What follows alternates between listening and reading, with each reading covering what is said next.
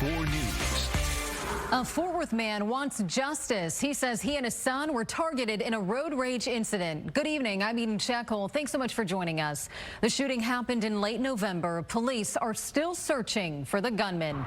Fox 4's Dion England is live with more. Dion. Well, the police are investigating this incident. The victim was driving this stretch of Interstate 35 in South Fort Worth when the shooting happened the day after Thanksgiving.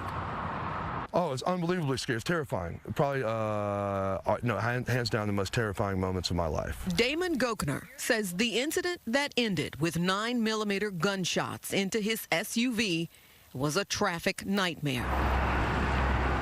He says another motorist fired 12 rounds at his SUV as he drove south on Interstate 35 in Fort Worth. But there was no, there was none of the usual telltale. There was no flipping off. There was no, brake checking and all of the, it was within me passing him to then 3.5, 4 minutes later, I was having shots fired in the back of my car. Gochner says it was the day after Thanksgiving.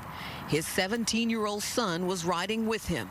They were heading to a soccer tournament near Austin. He recalls passing a black Nissan sedan. Then a few miles later, he changed lanes.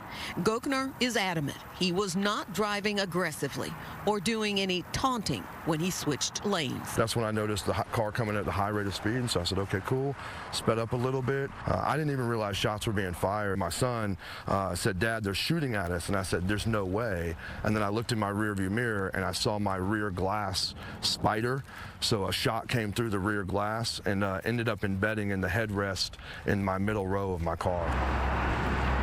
Gochner says the shots were fired at them somewhere between the Berry Street and Seminary Drive exits. He took photos of the damage after pulling over near a police officer south of the I-20 and 35 exchange. This is one of the few times in my life where I was absolutely just trying to get from here to a hotel we had already checked in Round Rock, Texas, and in that process, had to pull lead out of the back of my car. It didn't feel and sound like gunshots. It just sounded like pop, pop, pop, pop. Fort Worth police tell Fox 4 they are investigating the incident, but at this point have not identified a suspect.